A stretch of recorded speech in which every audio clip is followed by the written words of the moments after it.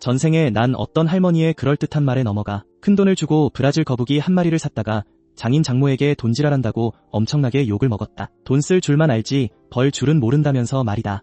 그런데 뜻밖에도 폭염의 종말이 닥치기 전 내 거북이는 마수로 변이하기 시작했고 끊임없이 그 말을 토해내어 우리 가족이 그 끔찍한 위기를 무사히 넘길 수 있게 해주었다. 거북이가 완전히 마수로 각성하자 깨끗한 식수를 제공해 주었을 뿐만 아니라 주변 온도까지 바꿔주었다. 밖이 아무리 펄펄 끓어도 집안은 항상 시원했다. 나는 이 폭염의 종말만 무사히 넘기면 이제 다 안전해질 거라고 생각했다. 하지만 어림없는 소리였다. 아내년이 내 뒤에서 몰래 거북이와 계약을 맺고는 나를 집 밖으로 내쫓아버린 것이다. 결국 나는 타는 듯한 더위 속에서 쪄 죽고 말았다. 그리고 다시 눈을 떴을 때 나는 거북이를 샀던 바로 그날로 회귀해 있었다.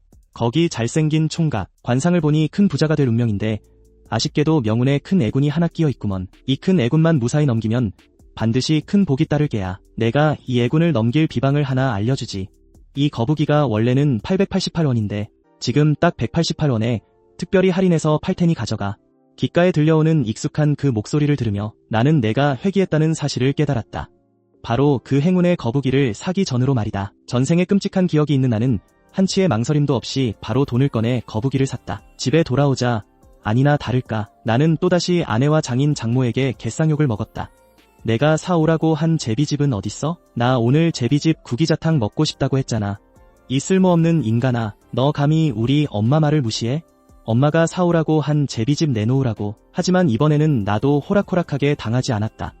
아내와 장모에게는 거북이에 대해 입도 뻥긋하지 않고 오히려 반대쪽 주머니에서 쭈글쭈글한 종이 뭉치를 꺼내 장모에게 건넸다. 어차피 그 여자는 볼 줄도 모르니까 이 종이 뭉치나 시중에 파는 제비집이나 생긴 건 거기서 거기였다. 이게 제비집이라고? 솔직히 말해, 너 지금 나 속이는 거지? 제비집이 어떻게 이렇게 생겨먹어? 그 말이 끝나기가 무섭게 장모의 두꺼운 손이 내 팔뚝을 거칠게 꼬집어 비틀었다. 나는 한껏 억울한 표정을 지으며 말했다. 아닙니다.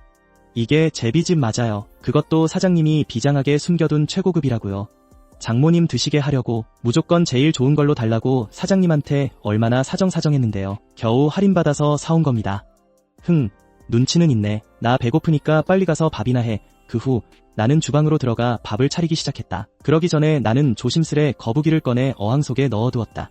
전생에 그 악독한 아내년과 편애 심한 장모가 폭염의 종말을 버텨낸 건 다 이 녀석 덕분이었다. 나는 거북이를 꽁꽁 숨겨둔 뒤 요리를 하러 갔다. 이틀이 지나자 내 거북이가 드디어 그 말을 토해내기 시작했다. 눈부시게 번쩍이는 금덩이들을 보며 나는 기쁨을 주체할 수 없었다. 내 인생에도 드디어 볕들 날이 오는구나. 이번에는 조금의 망설임도 없이 곧바로 부동산 중개인에게 전화를 걸었다. 교외에 있는 별장을 하나 매입하고 싶습니다. 아주 외진 곳일수록 좋습니다. 아무도 찾을 수 없는 곳이면 더 좋고요. 그 후 나는 그 말을 몽땅 현금으로 바꿨다. 무려 300만이나 되는 거금이었다. 폭염의 종말이 닥치면 인간이라 할지라도 마수로 변이한 동물들을 이기기란 불가능에 가깝다. 나를 지켜줄 수 있는 건 오직 그 동물들뿐이었다. 기온이 서서히 오르기 시작하면서 거북이가 토해내는 금화의 양도 점점 더 많아졌다. 그래서 난 서둘러 대량의 생존 물자를 사들였고 사람을 구해 수력 발전기도 하나 설계하도록 했다. 하지만 완성까지는 한 달이나 더 걸렸다. 내 물자를 다른 사람들이 탐내지 못하게 하려고 나는 엄청난 수의 길고양이와 유기견들을 거두어들였다. 그리고 매일 따로 시간을 내어 직접 이 맹수들에게 먹이를 주며 친밀감을 쌓아갔다. 동시에 동네의 개와 고양이들도 돌보고 있었다. 그날도 새로 들어온 고등어 태비 한 마리를 어루만지고 있었는데 이 녀석이 이미 마수로 변이하기 시작했다는 걸 한눈에 알아볼 수 있었다. 머지않아 지능이 깨어날 터였다. 나는 신선한 생고기 한 접시를 가져와 녀석의 발치에 내려놓았다. 그런데 맞은편에 사는 라오광이 눈에 띄었다. 놈은 늘 나와 사사건건 부딪히던 인간이었다. 전생에서도 늘 내 아내 곁에서 살살 이간질을 해대던 놈이었다. 그 바람에 나는 집에서 쫓겨나 산채로 쪄 죽고 말았지. 그런 놈이 내가 그 귀한 고기를 고양이한테 먹이는 꼴을 봤으니 도저히 가만히 있지 못했다. 저렇게 아까운 고기를 짐승 새끼한테 처먹여? 너 돌았냐? 돌은 건 너겠지. 이게 어디서 말대꾸야? 장모가 너보고 집안 말아먹을 놈이라고 하는 게 다 이유가 있었네. 안 그래? 눈깔이 삐었나? 저렇게 좋은 고기를 고양이 새끼한테 가져다 바쳐? 내가 반박할 틈도 주지 않고 지보다는 휙 가버렸다. 내 얼굴은 순식간에 하얗게 질렸다. 저 자식이 또 고자질하러 간 게 분명했다. 지보다는 내 아내의 첫사랑이었다. 나중에 장모가 이혼남을 대릴 사위로 들일 수 없다고 반대하는 바람에 그제야 내게 차례가 돌아온 것이었다. 아니나 다를까 자신의 옛 첫사랑이 눈앞에서 서럽게 눈물을 뚝뚝 흘리는 꼴을 보더니 아내 류루엔과 처가 식구들은 당장 나를 찾아와 매섭게 따져 물었다. 아내는 고양이의 밥그릇을 발로 뻥 차버렸다. 사람도 이런 고급 고기는 입에도 못 대는데 고양이 따위가 처먹어. 이 쓸모없는 인간아, 아주 집안을 말아먹으려고 작정을 했구나. 꼭 매를 벌어요. 아내의 주먹이 소나기처럼 내 몸 위로 무자비하게 쏟아졌다. 지보다는 옆에서 얄밉게 부채질을 해댔다. 제 말이 그겁니다. 제가 어르신댁 사이였으면 절대 저렇게 좋은 고기를 짐승 새끼한테 먹이진 않았을 겁니다. 당연히 장인 장모님을 모시는데 썼겠죠. 이 말은 장모의 마음에 아주 쏙 들었다. 장모는 지보다가 볼수록 마음에 든다는 눈치였고 나를 보는 눈빛은 갈수록 더 짜증이 섞여갔다. 입에서 내뱉는 욕설도 한층 험악해졌다. 아이고, 진작 알았어야 하는 건데 우리 딸을 지보다한테 시집 보냈어야 했어. 너 같은 놈을 들여서 멋에 쓴다고. 내 눈동자엔 살기가 한층 더 짙어졌다. 이 인간들은 어차피 오래 살지 못할 테니까 반드시 뼛속 깊이 후회하게 만들어주리라. 이 지독한 매질을 당한 뒤로 나는 단지 내에서 길고양이들에게 먹이를 줄 때 더욱 조심스럽게 행동했다. 그리고 마침내 나의 끊임없는 보살핌 덕분에 수많은 유기동물들이 나와 깊은 교감을 나누게 되었다. 기온도 서서히 오르기 시작했다. 처음에는 기온이 30도 정도에 불과했지만 처가 식구들은 벌써부터 숨이 막힌다며 쩔쩔맸다. 다들 집 밖으로는 반 발짝도 나가려 하지 않았다. 그 후로 폭염은 꼬박 일주일 내내 이어졌다. 기온은 조금도 떨어지지 않은 채 오히려 계속해서 치솟을 기세였다. 그제야 사람들은 상황이 심상치 않다는 걸 깨달았다. 그때 전문가라는 작자들이 방송에 나와 분석을 늘어놓았다. 지구는 현재 폭염의 종말 시대로 접어들었다고 말이다.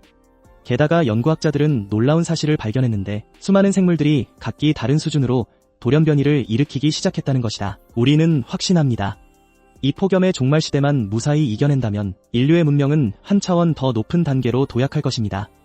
뉴스에서는 사람들에게 적극적으로 대응할 것을 장려했다. 하지만 그 말을 들은 수많은 군중이 식량을 사재기하기 시작했고 이는 곧 심각한 식량난으로 이어졌다. 지금 식량 한 근은 금 한 근과 맞먹을 정도로 식량이 턱없이 부족하다. 게다가 집에 나라는 식충이가 하나 더 있으니 장인 장모님은 나를 더욱 눈엣 가시로 여기셨다. 내가 딱히 잘못한 게 없어도 그저 주방에서 요리를 하고 있을 뿐인데도 호통을 듣기 일쑤였다. 그런데 아내의 첫사랑인 지보다가 우리 집 문을 두드렸다. 지금 그의 집에는 먹을 식량이 없었고 아주 불쌍한 표정으로 아내를 쳐다보자 아내는 서슴없이 지보다를 집 안으로 들였다. 걱정 말고 들어와. 우리 집에는 아직 먹을 게 꽤 많거든. 집에 입이 하나 더 늘어난 걸 본 장인 장모님은 심기가 불편해지셨다. 하지만 차마 아내에게 직접 말하지는 못하고 끊임없이 내게 눈치를 주며 아내에게 말하라고 종용했다. 나는 쭈뼛쭈뼛 다가가 아내에게 입을 열었다. 루엔, 집에 있는 식량으론 이 폭염 사태를 버틸 수 없어. 지금 사람 하나가 더 늘면 입이 하나 더 늘어나는 거잖아. 당신 자신은 생각 안 하더라도 장인 장모님을 생각해야지. 내 말이 떨어지기가 무섭게 나는 매섭게 걷어차이고 말았다. 내가 감히 이 사람이랑 비교가 돼? 내깎게 뭔데? 나는 속으로 차갑게 코웃음을 쳤다. 눈빛에는 서늘한 기운이 스쳤지만 겉으로는 전혀 티를 내지 않았다. 지보다를 따라 방으로 들어가서 그의 시중을 들려고 했지만 오히려 지보다가 나를 막아섰다. 그는 나를 보며 미간을 찌푸리더니 본남편인 내 눈앞에서 대놓고 자기가 류씨 집안 사위인 양굴며 내 아내에게 말했다. 루엔, 집에 식량도 부족한데 왜 저런 식충이를 아직도 데리고 있어? 게다가 나도 먹는 양이 꽤 많은데 말이야. 내 생각엔 저 쓸모없는 놈을 집에 더 봤자 아무짝에도 쓸모없어. 차라리 쫓아내는 게 낫지. 그 말을 듣고 아내와 장인 장모님도 이 집에서 내 역할이 무엇인지 다시 저울질하기 시작했다. 마치 내가 정말 하찮은 존재라도 되는 것처럼 매일 밥이나 짓는 게 전부였으니 말이다. 얼마 지나지 않아 장인 장모님의 눈빛이 매섭게 돌변하더니 장모님이 내게 쏘아붙였다. 이 식충이 같은 놈. 처먹기만 많이 처먹고 하는 일은 쥐뿔도 없지. 이제 우리 집엔 내 놈을 둘 자리 따윈 없다. 그렇게 나는 현관문 앞에서 아내에게 가로막혀 집 안으로 들어갈 수 없게 되었다. 아내는 내가 들어올까 봐 아예 내 다리를 몽둥이로 분지르려고까지 했다. 나는 그녀의 손에 들린 팔뚝만 한 몽둥이를 보며 제자리에 굳어 감히 다가가지 못했다. 장인어른은 나를 차갑게 노려보며 뱉었다. 내 놈이 하마터면 내 외손자를 해칠 뻔했으니 넌 죽어 마땅한 놈이야. 이 피도 눈물도 없는 인간들을 보며 나는 뼈저린 환멸을 느꼈다. 하지만 나를 집 밖으로 쫓아낸 건 오히려 내 계획대로였다. 속으로는 미친 듯이 쾌재를 불렀지만 지금 당장은 절망한 척 연기해야만 했다. 당신들 양심도 없습니까? 내가 그토록 오랜 세월 이 집안을 떠받들어 모셨거늘 어떻게 하루아침에 나를 버릴 수 있단 말입니까? 내 처절한 울음소리가 온 건물에 울려 퍼졌다. 하지만 그 누구도 감히 나서서 내 편을 들어주지 않았다. 이런 일은 이 종말의 시대에 너무나도 흔하게 일어나는 일이었고 내가 첫 번째 희생자도 아니었으니까. 쾅! 하는 굉음과 함께 대문은 일말의 망설임도 없이 굳게 닫혀버렸다. 나는 곧바로 몸을 돌려 서둘러 아파트를 빠져나왔다. 아파트 단지 입구에서 나는 보았다. 진작에 인간의 모습으로 수인화한 거북이를. 그녀는 내게 시원한 물굿을 하나를 튕겨 보내주었다. 나는 물굿을 안고 교요의 별장으로 돌아왔다. 지금 기온이 미친듯이 치솟고 있긴 하지만 아직 동물들이 수인화를 마칠 단계는 아니었다. 그래도 방심하면 안 된다. 지금 내게 가장 큰 위협은 바로 그 거머리 같은 처갓집 식구들이니까. 절대 그들에게 들켜선 안 된다. 내가 교회 별장에서 시원한 에어컨 바람을 쐬며 얼음장 같은 콜라를 마시고 있다는 걸 말이다. 그 집을 떠나기 전 나는 미리 사람을 시켜서 집안 곳곳에 초소형 카메라 몇 대를 설치해 두었다. 지금 나는 그 식구들의 일거수일투족을 감시하는 중이다. 집안에 내가 없어지고 나서야 그들은 일상에서 내 존재가 얼마나 컸는지 뼈저리게 깨달았을 것이다. 이제 설거지에 빨래, 밥까지 해주던 나라는 호구가 사라졌으니 그 모든 굳은 일은 자연스레 장모의 몫이 되었다. 장모는 매일 투덜거리며 집안일을 했다. 지보다와 한 집에 부대끼는 시간이 길어지니 당연히 그 자식이 눈엣 가시처럼 보일 수밖에. 지금 두 사람은 거의 매일같이 싸움을 벌이고 있다. 결국 가장 큰 원인은 식량 부족이었다. 게다가 지보다 그놈은 절대 아껴 먹고 아껴 쓸 위인이 아니었으니까. 장모는 얼굴이 시퍼렇게 질리더니 결국 억눌렀던 화가 폭발하고 말았다. 그녀는 있는 힘껏 지보다의 머리채를 잡아챘다. 허구한 날 아무것도 안 하면서 처먹기만 하는 이 밥버러지 같은 놈아. 사랑하는 내 연남이 엄마한테 얻어맞는 꼴을 본 아내도 가만히 있지 않았다. 자기 엄마를 향해 발길질을 냅다 날린 것이다. 이 노친네가 진짜 조심 좀 해. 예전엔 자기 비위만 맞추던 딸내미와 남편이라는 작자가 갑자기 굴러들어온 놈 편만 드는 꼴을 보자 장모는 기가 막혀 말문이 막혔다. 그저 분을 사귀며 주방으로 가 설거지를 할 수밖에. 반면 나는 별장 소파에 누워 콧노래를 부르고 있었다. 왜냐하면 오늘 밤이 지나면 모든 동물이 본격적인 수인화에 들어갈 테니까. 아내네 식구들은 예전부터 동네에서 동물들을 숱하게 학대해왔었다. 아마 머지않아 그 수인들이 안가품하러 문을 두드리겠지. 이윽고 밤이 찾아왔다. 나는 별장 마당에 서서 길고양이들이 하나둘 수인으로 변하는 모습을 지켜보았다.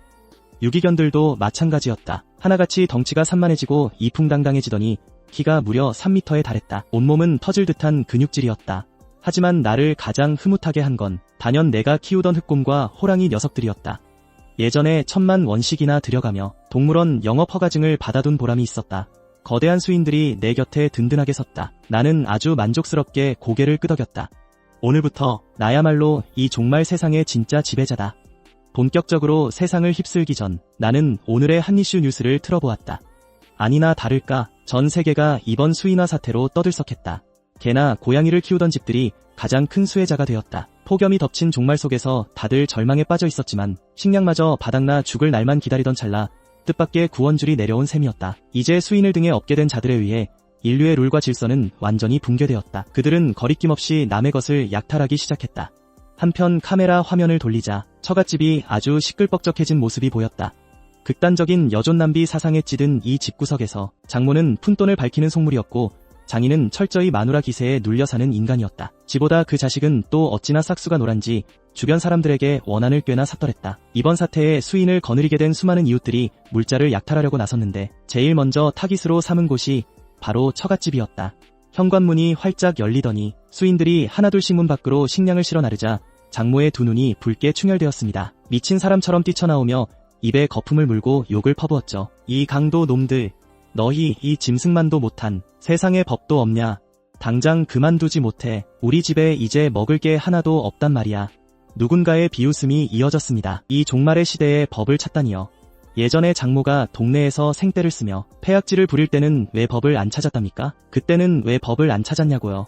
이웃들은 당연히 장모의 말을 귓등으로도 듣지 않았죠. 그저 싸늘하게 비웃으며 말했습니다. 꼴 좋다. 난 하늘을 대신해 벌을 내리는 거야. 근데 나한테 법을 따져? 내가 모를 줄 알아? 세상이 막 망하기 시작했을 때 당신들 사위를 집 밖으로 내쫓았잖아. 그때는 왜 법을 안 찾았는데? 장모는 순간 말문이 막혀 꿀먹은 벙어리가 되었습니다. 장인은 집안에서 늘 자기 말이 곧법인 사람이었기에 누군가 자기 머리 꼭대기에 기어오르는 꼴을 본 적이 없었죠. 당장 방으로 달려가 새로 된 파이프를 꺼내 수인의 몸에 내리쳤고 이는 수인을 완벽하게 빡치게 만들었습니다. 장인이 사태를 파악하고 도망치려 했을 때는 이미 늦어버린 후였습니다. 수인이 가볍게 팔을 휘두르자 장인은 벽에 처박혀 꼼짝도 못하게 되었습니다. 입에서 피를 한 바가지 토해냈죠. 집안은 텅텅 비어버렸습니다. 장인은 두들겨 맞아 반죽음 상태로 기절했고 장모는 너무 놀라 오줌을 지렸습니다. 아내와 지보다른 구석에 둥글게 몸을 웅크린 채 숨소리조차 제대로 내지 못했습니다. 이 꼴을 지켜보며 저는 아주 웃음꽃이 만발했습니다. 저 인간들한테도 이런 날이 오다니. 장인은 의식을 잃고 쓰러진 뒤 얼마 지나지 않아 겨우 깨어났습니다. 하지만 깨어났다 한들 이미 평생 불구가 된 몸이었죠. 침대에 누워 남의 수발만 받아야 하는 신세였습니다. 하지만 저 집안 식구들의 지금 꼬라지를 보세요. 누굴 돌볼 정신이나 있겠습니까? 굶주린 지 고작 사흘 만에 아내는 완전히 미쳐버렸고 장모 역시 넋이 나간 얼굴이었습니다. 지보달은 말할 것도 없죠. 그놈은 지금 눈에 뵈는 사람이 전부 치킨 닭다리로 보일 지경이었습니다. 배고픔에 눈이 뒤집힌 세 사람은 마비되어 침대에 누워있는 장인을 빤히 바라보았습니다. 끔찍하고 사악한 생각이 그들의 머릿속을 스쳤죠. 세 사람은 서로 눈을 맞추더니 고개를 끄덕였습니다. 장인은 사색이 되어 비명을 질렀습니다. 안 돼. 딸아, 내가 널 어릴 때부터 얼마나 금지옥역 키웠는데 내가 내 아빠라는 걸 제발 생각해서라도 이러지 마라. 하지만 굶주림에 미쳐버린 아내의 귀에는 아빠의 애원이 귓등으로도 들리지 않았습니다. 옆에서 장모는 한술 더 뜨며 부추겼죠. 당신은 평생 호강하고 살았잖아. 이제 여기서 우리를 위해 죽어주는 게 당신 운명이야. 아내는 엄마의 말에 맞장구치며 고개를 끄덕였습니다. 맞아, 아빠. 그냥 맘 편히 눈 감으세요. 그리고 바로 그 순간 저는 교회 별장의 최고급 가죽 소파에 아주 편안하게 누워 있었습니다. 머리 위로는 중앙 에어컨에서 20도의 시원한 바람이 솔솔 불어오고 있었죠. 눈앞의 거대한 LCD 화면에는 숨겨둔 카메라를 통해 360도 사각지대 없이 류씨 집안 인간들이 서로를 뜯어먹는 끔찍한 생지옥이 실시간으로 방송되고 있었습니다. 저는 손에 든 유리잔을 가볍게 흔들었죠. 얼음이 가득 담긴 시원하고 짜릿한 콜라였습니다. 얼음이 유리잔에 부딪히면에는 경쾌하고 맑은 찰랑이는 소리를 들으며 제 입가에는 싸늘하고 조롱 섞인 미소가 번졌습니다. 지난 생에 이 악독한 쓰레기들은 내 물자를 빼앗기 위해 나를 이렇게 무자비하게 집 밖으로 내쫓고 문밖에 섭씨 60도 폭염 속에서 서서히 말라 죽게 만들었지. 이제 이 약육강식의 지옥 같은 시나리오를 드디어 그놈들이 직접 찍을 차례가 된 거야. 지난 생에 그 악독한 인간들은 내 식량을 빼앗으려고 이렇게 날 가차없이 길거리로 내쫓았어. 섭씨 60도에 끓어오르는 열기 속에서 내 숨통을 서서히 끊어 놓았지. 그런데 지금 이 끔찍한 약육강식의 생존 게임을 마침내 그놈들 스스로 겪게 된 거야. 하지만 난 알아. 이걸론 아직 한참 부족하다는 걸. 이건 그놈들이 맛볼 절망의 에피타이저일 뿐이니까. 나는 가볍게 보안 카메라 화면을 끄고 소파에서 일어났어. 지금 내 앞에도 훨씬 더 심각하고 당장 해결해야 할 문제가 생겼거든. 기온이 미친 듯이 치솟아 섭씨 65도를 돌파하면서 지구 생명체들의 변이 속도도 걷잡을 수 없이 빨라지고 있어. 별장의 거대한 통유리창 앞에 서서 마당을 내려다봤지. 내가 거둬들인 유기동물 군단은 이미 하나도 빠짐없이 궁극의 짐승으로 진화해 있었어. 뼈만 앙상하던 길고양이들은 이제 다 자란 시베리아 호랑이만 한 덩치를 자랑하고 온몸이 터질 듯한 근육에 털은 강철처럼 단단한 광택을 뿜어내. 유기견들은 한술 더 떠서 키가 3m에 달하는 거대한 늑대인간으로 변해버렸지. 두 발로 걷는 건 기본이고 그 날카로운 발톱을 가볍게 휘두르기만 해도 반미터 두께의 꽉 찬 콘크리트 벽이 두부 썰리듯 박살 나버려. 하지만 내 두 눈을 가장 의심하게 만든 건 바로 저 흑곰과 호랑이들이야. 마치 걸어다니는 강철 요새 같달까? 숨을 쉴 때마다 뿜어내는 살기에 주변 공기마저 일그러질 정도니까. 이 무시무시한 맹수 보디가드들 덕분에 다 무너져 내린 이 종말의 세상에서도 그 어떤 세력조차 감히 내 머리카락 하나 건드리지 못할 거야. 하지만 문제가 생겼어. 녀석들이 거대하게 진화하면서 체력과 신진대사량이 기하급수적으로 폭발해버린 거야. 먹어치우는 양이 상상을 초월해. 아까 밥을 주면서 슬쩍 계산해봤는데 거대해진 흑곰 한 마리가 한 끼에 돼지 반마리를 통째로 집어삼키더라고. 예전에 300만 위안을 털어 사둔 식량이 산더미처럼 쌓여있긴 하지만 나 혼자 먹으면 평생을 먹어도 남을 양인데 여기에 수백 마리의 거대 괴수 군단까지 합쳐지니 이대로 먹어대다간 아마 석 달도 못 가서 바닥을 드러내고 말 거야. 쌓아둔 것만 파먹고 사는 건 이런 아포칼립스에선 자살행위나 다름없지. 그래서 난 이 종말 속에서 직접 땅을 일구고 농사를 짓기로 했어. 어차피 이 불지옥 같은 세상에서도 내겐 그 신비한 영물 거북이가 있으니까. 지금 이 녀석은 예전에 그 손바닥만 한 애완용 거북이가 아니야. 덩치가 웬만한 중형 장갑차만큼 거대해졌거든. 별장 한가운데 있는 특수 수영장에 얌전히 엎드려 있는데 그 거대한 등딱지 위엔 복잡하고 푸른빛이 감도는 신비한 룬 문자가 빼곡하게 새겨져 있어. 녀석이 천천히 숨을 내쉴 때마다 눈에 보일 정도로 선명한 얼음빛 파동이 뿜어져 나와 이 엄청난 에너지는 별장 전체는 물론이고 주변 100m 반경의 온도를 사계절 내내 시원한 섭씨 22도로 꽉 잡아주지. 게다가 녀석의 입에선 쉴 새 없이 바닥이 투명하게 비치는 맑은 물이 뿜어져 나오거든. 무한한 식수, 그리고 쾌적한 온도. 이 펄펄 끓는 종말의 세계에서 이 두 가지만 있으면 사람 목숨보다 만배는 더 귀중한 것. 그게 바로 이 말세에 내가 황무지를 개간하고 농사를 지을 수 있는 절대적인 조건이다. 까짓것 바로 시작하지.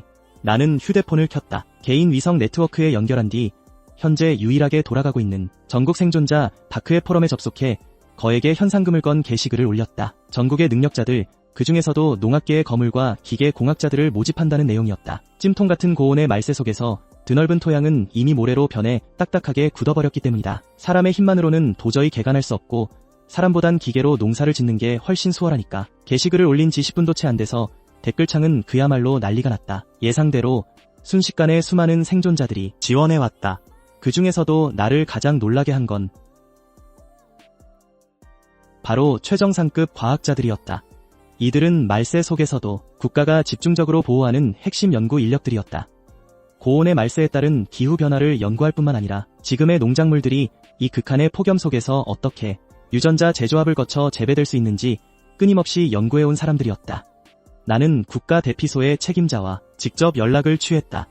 내가 얼음물로 샤워하는 영상을 보여주며 절대적으로 안전한 피난처와 무한한 식수를 제공하겠다고 약속하자 그들은 단 1초의 망설임도 없이 승낙했다. 그리고 전국 각지의 구조기지에서 최고 수준의 과학자들과 농학계의 거두, 기계 전문가들을 곧장 이곳으로 파견해 주었다. 나는 전문가들의 안전을 확실히 챙기기 위해 가장 튼튼한 야수화된 거대 호랑이 10마리를 보냈다. 호랑이들이 내가 직접 개조한 중장갑 방폭 냉장 트럭을 끌고 그들을 마중 나가게 한 것이다. 흑빛 얼굴에 두꺼운 방열복을 껴입은 과학자들이 내 구역에 도착해 대문을 밟는 바로 그 순간 모두가 경악을 금치 못하며 입을 다물지 못했다. 바깥 세상은 섭씨 60도가 넘는 불지옥에 아스팔트 도로마저 부글부글 끓고 있는데 이곳은 산들바람이 불어오고 푸른 나무가 그늘을 들이우고 있었으니까 온도계는 22도에 딱 멈춰 있었다. 그들을 더 소름 돋게 만든 건 별장 안팎으로 덩치가 산만한 수백 명의 수인들이 내가 특수 제작한 방탄 전술 조끼를 입고서 마치 잘 훈련된 경호원들처럼 엄숙하게 한 줄로 서 있다는 것이었다. 그리고 무엇보다 중요한 건 수영장에 있는 그 신수 거북이를 두 눈으로 직접 확인했을 때였다. 거북이의 입에서 폭포수처럼 맑은 샘물이 콸콸 쏟아져 나오는 걸 보자 연로한 농학 전문가 몇 명은 벅찬 감동의 눈물을 쏟아내며 그 자리에서 수영장가에 털썩 무릎을 꿇고는 미친 듯이 물을 들이켰다. 기적이야. 이건 생명과학의 기적입니다. 수석 농학 교수인 임원로님이 내 손을 부여잡았다. 그의 두 손이 격렬하게 떨리고 있었다. 이 끝없는 수자원과 항온 역장만 있다면 이 말세에 황무지를 개간하고 농사를 짓는 것도 꿈이 아닙니다. 인류는 구원받았습니다. 쇳불도 단김에 빼랬다고 농학 전문가들은 짧은 휴식을 취한 뒤 곧바로 미친 듯이 작업에 몰두했다. 그들은 별장의 수인들을 중노동 인력으로 부리며 별장 주변의 들판을 엄청난 기세로 개간하기 시작했다. 우리는 끝이 보이지 않는 거대한 비닐하우스를 세웠다. 이곳의 비닐하우스는 전문가들이 챙겨온 최신형 항공 단열재로 만들어져서 바깥에 60도가 넘는 치명적인 폭염과 자외선을 완벽하게 차단할 수 있을 뿐만 아니라 거북이 수로의 순환 냉각 시스템까지 더해져 오히려 비닐하우스 내부의 기온을 작물 생장에 가장 적합한 25도로 완벽하게 유지해 주었다. 아주 시원했습니다. 씨앗은 전문가들이 가져온 유전자 편집을 거친 성장 속도가 빠르고 가뭄에 강한 작물이었습니다. 충분한 깨끗한 물과 항온 환경의 이중 보호 덕분에 불과 일주일 만에 온실 안에는 보기만 해도 기분 좋은 푸릇푸릇한 새싹이 무성하게 자라났습니다. 이런 엄청난 성과를 거두자 대피소 측에서는 즉시 긴급방송 주파수를 통해 이 소식을 널리 알렸습니다. 저는 순식간에 전 세계 뉴스 헤드라인을 장식했습니다. 종말 속 오아시스이자 기적이 탄생한 곳이 되었죠. 제 별장을 중심으로 원래 황량하고 새카맣게 타버렸던 주변 땅은 이제 전부 제 채소밭과 논으로 변했습니다. 하지만 이 정도로는 한참 부족했습니다. 저는 절대적인 질서를 세우고 싶었거든요. 그래서 저는 생존자 대피소를 세웠습니다. 종말 속에서 힘겹게 버티고 있는 생존자들을 위해 특별히 마련한 곳이었죠. 규칙은 아주 간단했습니다. 그들이 이곳에서 농사를 짓고 노동을 하는 대신 저는 그들에게 피난처와 매일 넉넉한 식수, 그리고 배불리 먹을 수 있는 식량을 제공하겠다고 약속했습니다. 이 반복 재생되는 뉴스는 도시의 폐허 속에서 겨우 목숨만 부지하고 있던 아내의 가족들에게 금세 눈에 띄었습니다. 그들이 있는 아파트는 진작에 물과 전기가 끊긴 상태였고 집안에서는 역겨운 썩은 내가 진동하고 있었습니다. 그건 바로 그들이 먹다 남겨 이미 썩어 빠진 장인어른의 끔찍한 시신 냄새였죠. 텔레비전 뉴스 화면을 가장 먼저 발견한 건 장모였습니다. 원래 바닥에 널브러져서 굶주림에 눈앞이 캄캄해져 있던 그녀는 갑자기 믿을 수 없다는 듯이 태양광 판넬로 겨우겨우 돌아가고 있는 낡은 텔레비전을 손가락으로 가리켰습니다. 화면 속에는 푸르른 논밭 앞에 선 제가 인터뷰를 하고 있는 모습이 나오고 있었죠.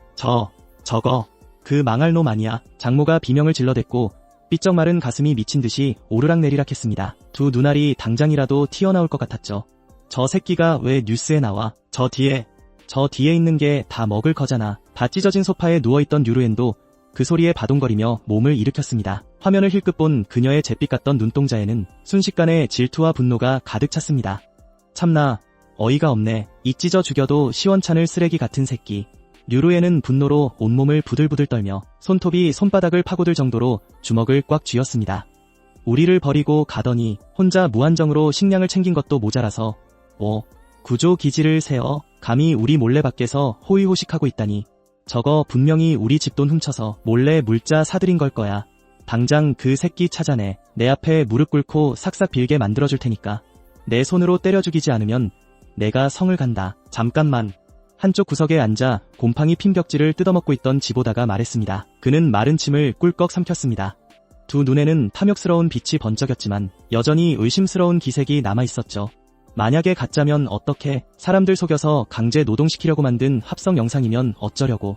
지금 바깥 기온이 얼마나 높은지 알잖아. 우리 지금 이 꼴로 나갔다가는 그냥 개죽음 당하는 거 아니야? 류루에는 그 말을 듣고 미간을 잔뜩 찌푸렸습니다. 지보다의 말도 일리가 있다고 생각한 그녀는 눈동자를 대굴대굴 굴리더니 진작에 통신신호는 끊겼지만 미약하게나마 긴급 위성 네트워크에 연결할 수 있는 휴대폰을 꺼내 들었습니다. 그러고는 이를 바득바득 알며 연락처를 열고 저에게 영상통화를 걸었습니다. 같은 시각 저는 넓고 환한 식당에 앉아 있었습니다. 제 앞에는 길이가 10m나 되는 원목 식탁이 놓여 있었고 저는 한창 식사를 즐기고 있었죠. 방금 스마트 오븐에서 꺼내 진한 치즈향을 듬뿍 풍기는 아주 먹음직스러운 피자. 휴대폰 진동 소리에 나는 화면을 힐끗 내려다보았다. 류루엔이라는 이름이 떠있는 걸 보고는 속으로 욕을 내뱉었다. 재수없게.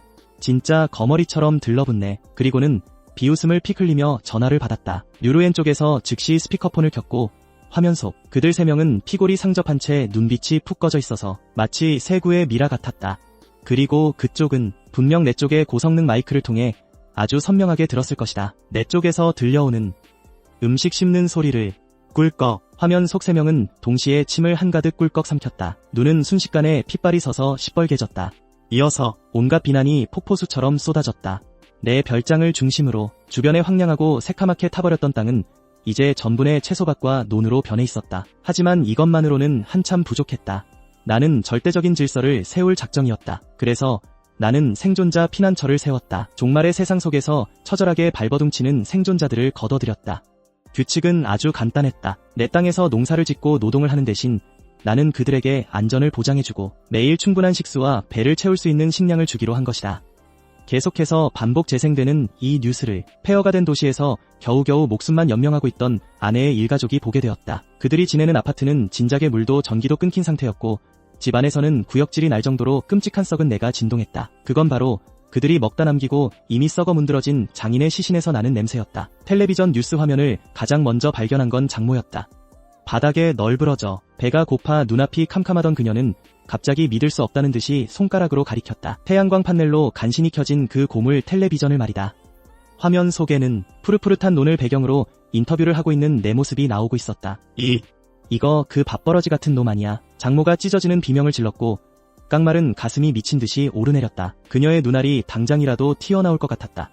저 새끼가 왜 뉴스에 나오는 거야? 저 뒤에 있는 게 전부 다 먹을 거잖아. 다 찢어진 소파에 누워있던 류루엔도 그 소리에 바둥거리며 몸을 일으켰다. 화면을 한번 쳐다보더니 초점 없이 죽어있던 그녀의 눈빛이 순식간에 질투와 분노로 타올랐다.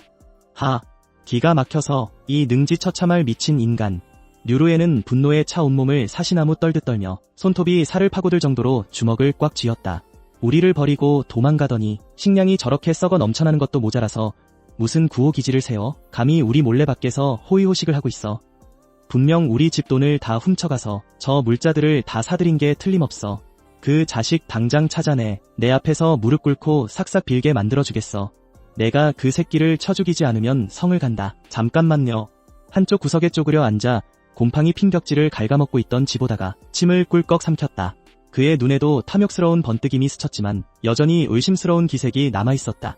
만약 저게 다 가짜면 어떡합니까? 합성 영상으로 사람들 꼬드겨서 노예로 부려먹으려는 거면요?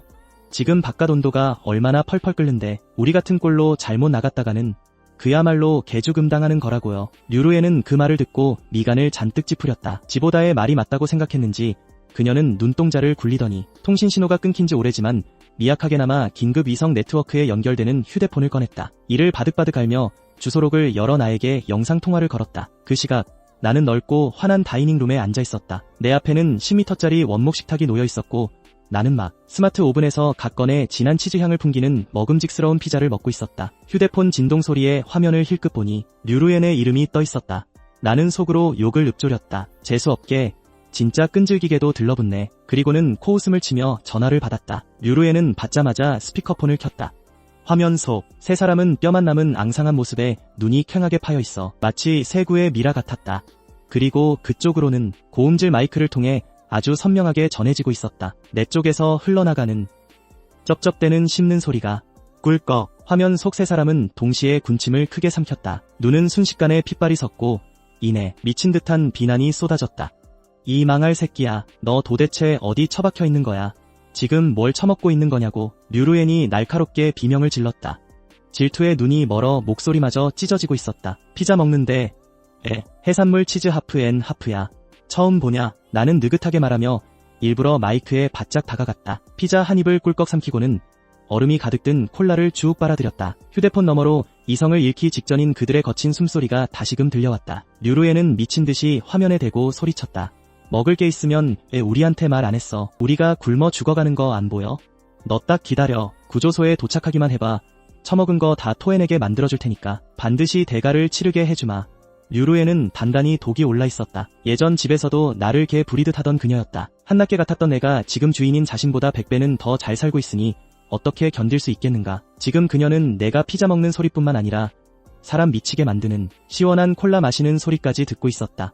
그 소리 하나하나가 그녀의 팽팽해진 신경을 갉아먹고 있었다. 올 수 있으면 와보시든가. 나는 피식 웃었지만 눈빛은 순식간에 얼음장처럼 차가워졌다. 60도가 넘는 펄펄 끓는 길바닥에서 뼈가루가 되기 싫으면 말이야. 감이 오겠다면 아주 뼈저리게 후회하게 만들어줄 것이다. 전생에 나를 속여 밖으로 내몰고 땡볕에서 죽어가며 울부짖는 나를 어떻게 냉대했는지 이번 생에는 그 고통을 몇 배로 부풀려 돌려줄 것이다. 내 오만한 태도에 평소드세기로 유명했던 장모마저 완전히 이성을 잃었다. 그녀는 휴대폰을 핵 낚아채더니 화면에 얼굴을 바짝 들이대고 귀를 찢을 듯 날카롭게 소리쳤다. 칠판을 손톱으로 긁는 듯 끔찍한 목소리였다.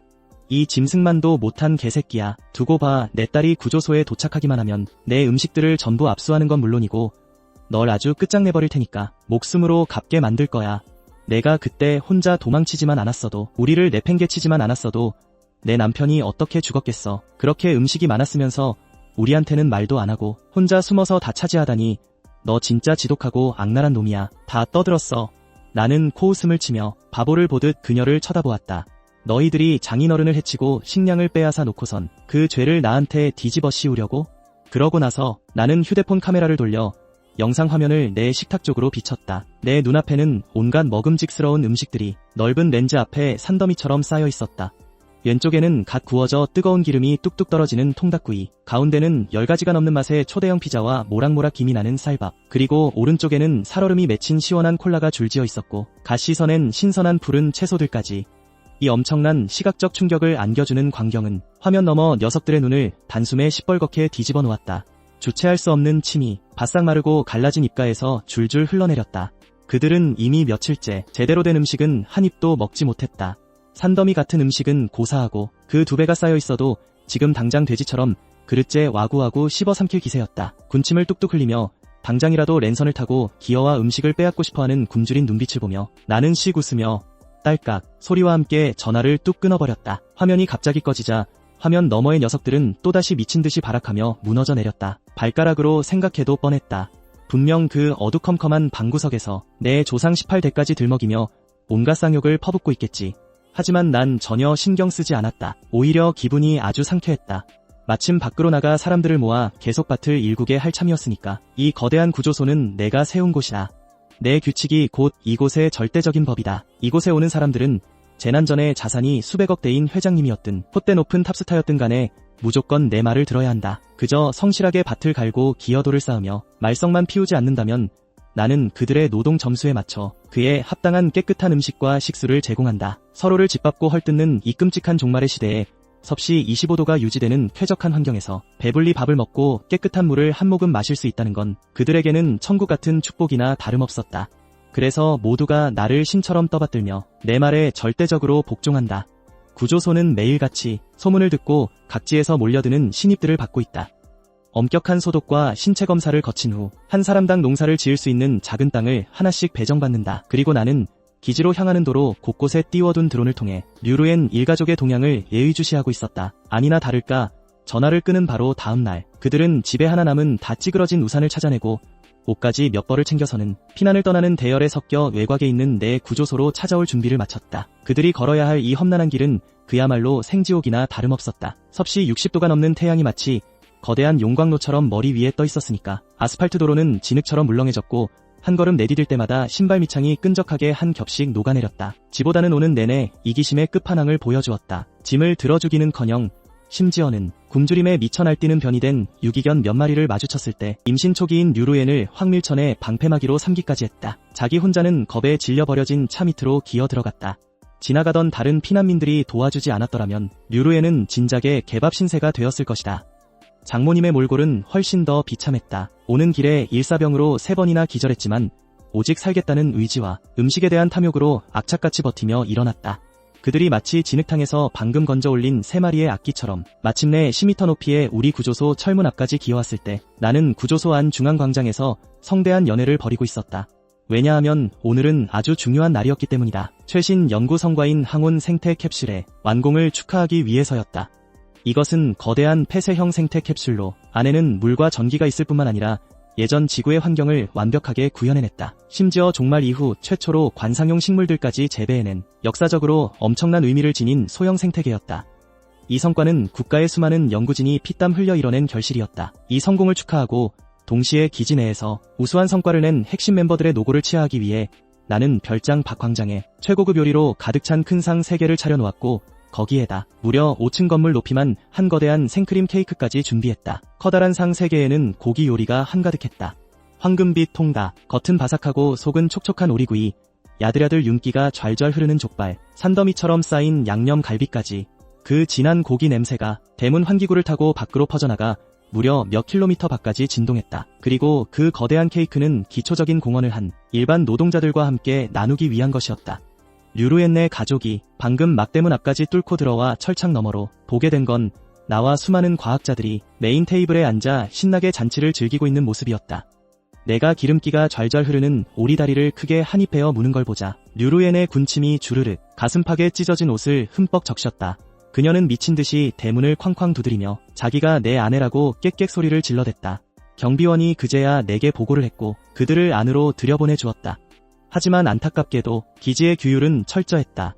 그녀는 이제 막 도착해서 그 어떤 공헌을 한 포인트 기록도 없었을 뿐더러 심지어 건강검진조차 불합격이었다. 식량 배급을 담당하는 직원은 얄짤없었다. 오직 난민 최저 보장 기준에 따라 마당에서 자르다 남은 손바닥만 한 찌끄러기 빵 한 조각을 내주었다.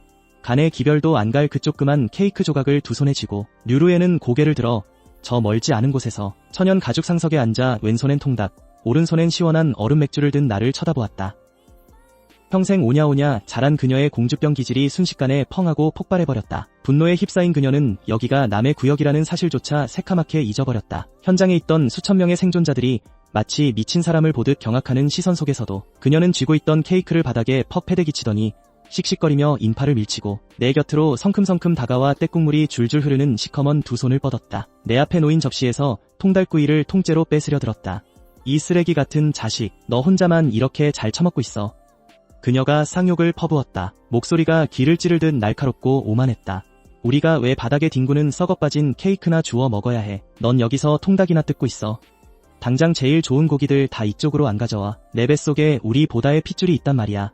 배고파서 잘못되기라도 하면 내가 책임질 거야. 장모도 그 꼴을 보더니 더는 참지 못했다. 좋은 걸 남한테 뺏길세라 마치 두꺼비처럼 잽싸게 달려들었다. 그녀는 예전에 동네에서 행패 부리며 싸우던 그 기세를 곧바로 뿜어내며 내상 위에 있는 음식들을 아주 대놓고 마구잡이로 빼앗기 시작했다. 그래, 이 천하의 양심도 없는 인간 말종아. 장모는 입으로 쌍욕을 뱉으며 두 손으로는 정신없이 음식을 낚아챘다. 수육 두 줌을 덥석 집어 입안에 쑤셔 넣고는 씹지도 않고 꿀꺽 삼켜버렸다. 목이 막혀 눈이 희번덕 뒤집힐 뻔하더니 이어서 상에서 제일 큰 바삭한 오리구이까지 낚아채더니 아양을 떨며 건네주었다. 바로 뒤에서 찌질하게 움츠러들어 있던 지보다에게 말이다.